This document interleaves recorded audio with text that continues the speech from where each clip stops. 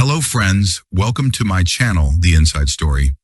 Do you want to know about such a person who was stealing fake currency for a long time, whom the police could never catch, and neither did there is a currency detector machine? And with this fake currency, he also bought expensive cars and luxurious houses. He did all this only with the help of an old printer, and for a long time he was evading the eyes of the police, banks, and people. This person was very skilled in one art, and that was that he could copy anything very easily. And this was the reason that he made the best fake notes of Canada till date. So who was this person? How did he print fake notes worth $2 million just by sitting in a room, and what was the mistake due to which he was caught by the police? How did he execute this fake currency scam, and how did the FBI reach him? All this is to be known in this video. Before the invention of paper currency, people used gold and silver coins for any transaction. And even in those times, exact copies of these coins were made using different metals. Paper currency was invented in China in the 13th century, and the paper used to make this currency was made from the wood of mulberry tree. And this was the reason that the Chinese government kept mulberry trees under its surveillance. And there was only one punishment for making fake notes, and that was death. Despite such strictness, the process of making fake notes never stopped, and it kept increasing from Asia to Europe. And this was the reason that in the 18th and 19th century, many locals living in England used to make these fake notes and sell them in wholesale to the Irish people, and they used them all over England. Along with China and England, America was also a country which was struggling very badly with fake currency, and in the 19th century, America was also a country which was struggling very badly with fake currency. By the turn of the century, more than half of the notes circulating in the whole of America were fake. Most of the people making these fake dollars had their setup in cities like Quebec and Ontario, which were very close to the US-Canada border, due to which they could easily smuggle these fake dollars into America. One of these people was Joseph Sarian, who smuggled fake notes worth about $15 million into America in the 90s. And it was this person who became an inspiration for the mastermind of this story, who forced him to step into the world of making fake notes. The name of the mastermind of this story is Weber Wesley, who was born in 1974 in the Canadian city of Ontario. Weber's childhood was also like that of other children, and his parents were raising him with a lot of love. Weber was very interested in computers since childhood, and this interest later changed his life completely because Weber spoke very little in his class, due to which he neither had many friends, nor did other students talk to him much. And this was the reason that he started spending most of his time on the computer, due to which the rest of the people in the class started to remain very isolated from him, and there were many students who did not even know his name. Weber often felt very bad about this, and that is why he decided that he would carry out a robbery in his own school, along with one of his friends. The reason behind carrying out this robbery was that he wanted to make a name for himself among the people, and at the same time he also wanted people to notice him. And exactly the same thing happened. After this robbery, this news was being shown on every news channel and every newspaper that two school children carried out a robbery in their own school and stole equipment worth about $70,000. After this robbery, Weber's life suddenly took a new turn, and now people started recognizing him and everyone was talking about him. Although Weber had done this robbery so that he could make his identity among the people, but he was completely unaware of the fact that now the journey of crime is going to start in his life, about which he had never thought. Weber and his friend decided that they will hide these stolen equipments, and during this time, they are caught by the police, after which they are sent to juvenile detention center for 1 year. During interrogation, the police also asked them about the stolen equipments, but both of them refused to tell anything about the equipments. After coming out of the detention center after 1 year, both of them sell the equipments and divide all the money among themselves because due to this theft, Weber had to stay in the detention center for 1 year, and after selling the stolen equipment, he also got a good amount of money. So he decides that he will choose the world of crime and earn immense wealth, and from here begins Weber's journey, which made him the king of the world of fake notes because Weber was an expert in copying anything exactly. Now Weber started scanning the fake notes made by him very closely, so that he could know where he was making mistakes, and then he saw two such features which were in the real note and were missing from his fake note. The first flaw in Weber's fake note was the shine of that note because the real note did not shine in UV light. And the second flaw was that the security thread did not have polymer dots like the real note, and neither was it changing color. Next, however, Weber later found a solution for this as well, about which you will know in this story. Weber had understood very well that to make a perfect note, he would need the right paper, the right ink, and the paper file. And that is why he starts contacting different vendors of Canada and US. After many days of research and investigation, Weber succeeds in getting all the raw material with the help of which he could print a perfect note. Weber decides that he will start printing these fake notes on his inkjet printer so that he can make the best fake copies which other printers cannot give him. After making all these preparations, Weber started realizing that he will not be able to do all this alone, and he will need a reliable team because the number of fake notes that Weber was thinking of printing would require 3-4 people. Weber includes 3 people in his team. The first person's name was Dustin Kassam, and his job was to check every note in the UV light of the optical security device so that he can catch the fineness and flaws of every note. The second person's name was Ryan Dare, whose job was to make such a coating on the note that it gets completely sealed and every note looks absolutely real.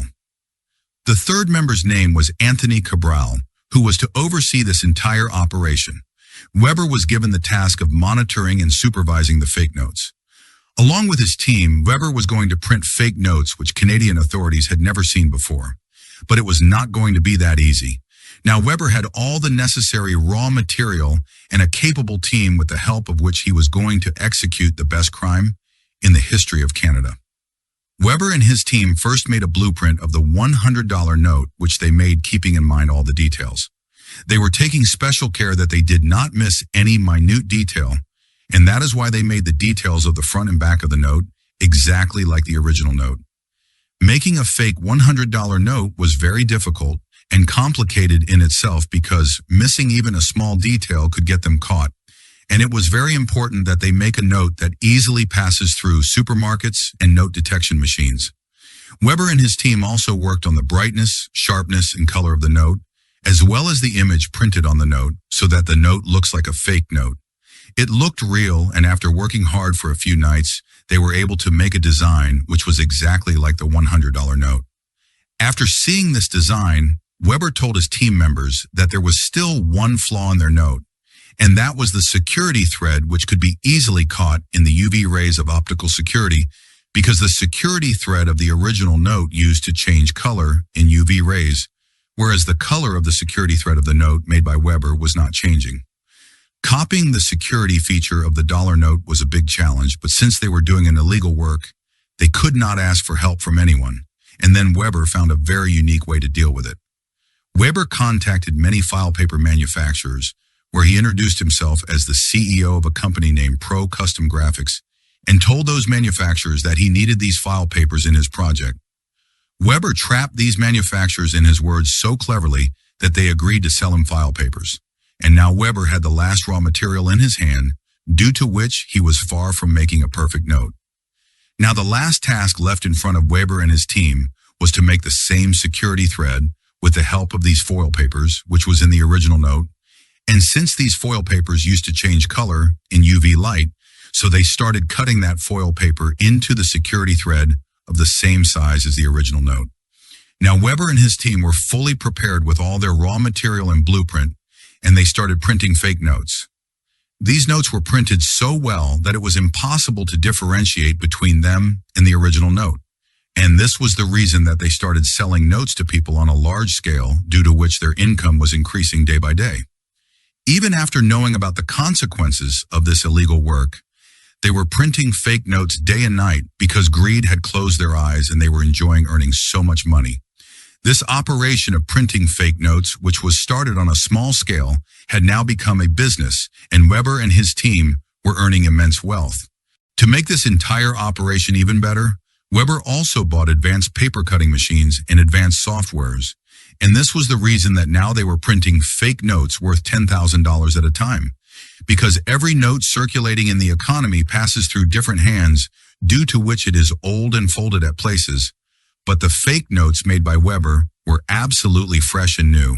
And this was the reason that to give a more real feel to his fake notes, Weber comes up with another unique way. This time, Weber puts all the notes in the dryer of the washing machine, along with poker chips, and runs the dryer for 11 minutes, due to which all the fake notes were looking a little old and folded, and now it was almost impossible to differentiate between these fake notes and real notes. After preparing these perfect copies of fake notes, Weber and his team first start circulating these notes in the market, and the most surprising thing was that no one could catch these notes. Weber and his team now felt that they had made a perfect note, and now they would never be caught, but they were unaware that a small stupidity of theirs would land them in jail. As Weber and his team kept printing notes, their lifestyle and spending habits were becoming more luxurious. Now they were buying luxury cars, designer clothes, and going on holiday trips and living the life they had always dreamt of. Weber became so intoxicated by this new wealth that he started spending 10 to 12 hours a day in shopping, and he was buying every expensive thing for himself that he always wanted to buy. Weber was also very fond of luxury cars, and for this reason he bought a Mustang Cobra car for himself, and this very car later became the reason for his arrest. One day Weber takes this car to a garage where he wanted to get this car customized according to his own choice, and here he gets a customization done. A mistake happens, which exposes the entire fake currency operation. Although Weber had paid every detail while making all the notes, there were many notes whose serial numbers were the same, and when Weber made the payment in cash for customization of this car, the notes with the same serial number reached the garage dealer. When the dealer looks at these notes carefully, he sees the same serial numbers on the notes, and from here, Weber's life in this story takes a new turn. The garage dealer immediately informs the police about the fake notes, and he was completely unaware that even if unknowingly, he is about to expose Canada's biggest fake currency racket. The police immediately becomes alert as soon as they get the news and start their investigation, and very soon Weber, who was hidden from everyone's eyes, was in the police radar, and the police started keeping an eye on him. Now the first and most important task before the police was to take action against Weber and his team. Collect solid evidence, and this was the reason that now the police started keeping an eye on Weber as well as his team. But Weber and his team got a hint of this. Now they used to take their vehicles from different places to avoid the police vehicles, and at the same time they also started changing their phone numbers repeatedly so that the police could not catch them by putting their numbers on the survey, because Weber had already gone to jail, so he was very afraid of going to jail again. But despite the police constantly keeping an eye on them, they did not stop and kept printing notes continuously, because the fake notes made by them were so good that their demand was increasing day by day, and that is why they were printing these fake notes day and night. Now Weber and his team started feeling that they have succeeded in dodging the police very easily, and on the other hand, the police started preparing to catch all of them. October 2000, the police had collected so much evidence against Weber and his team that now they could easily arrest them. But since they were not able to catch them, they could not arrest them. They wanted to catch them red-handed, so they waited for the right opportunity. After keeping an eye on them for a few more days, the police saw Weber and his team members going inside a building late at night, after which the police started to think that maybe these people print fake notes inside this building. After waiting outside for some time, the police claimed the house in which Weber and his team were printing fake notes, and after going inside, the scene in front of them made them goosebumps. The police saw that fake notes were scattered here and there in the whole room, and two members of the team were busy cutting the notes. The police was shocked when they came to know that there were fake notes worth $25 million in this whole room, which clearly shows that Weber's business was running very well, and he was earning a lot of money. Weber and his entire team got caught because of their overconfidence, and they always felt that they were fooling the police. But they were completely unaware of this fact. The police were constantly keeping an eye on them, and as soon as they got the chance, the police caught them red-handed because the police had worked day and night to catch Weber and his team, and after catching them red-handed, the police takes a sigh of relief. After arresting all of them, the police takes them into their custody and now starts interrogation, where they come to know that the mastermind of this entire racket is Weber, and the rest of the team members were doing what Weber was telling them to do. After being in custody for a few weeks, their trial begins in the court where the court sentences Ryan, Dustin, and Anthony to 2 years each, and Weber is sentenced to 5 years for being the mastermind of this entire fake currency racket. The news of Weber's arrest spread like fire across Canada, after which all the people of Canada were shocked, and at the same time they also breathed a sigh of relief because after Weber's arrest, this entire operation was over. The police recovered fake notes worth $2 million from Weber's house. Along with this, all the equipment and material used to make these fake notes were also confiscated. So this was the story of a man who made the best fake notes of Canadian dollar and was caught just because of his small stupidity. Although these notes were so good that the department started using them in their training colleges so that the new police officers can differentiate between real and fake notes and understand how to avoid such frauds. Do let us know how you like this story by writing in the comment section. Like, subscribe, and comment on the channel. See you in the next video.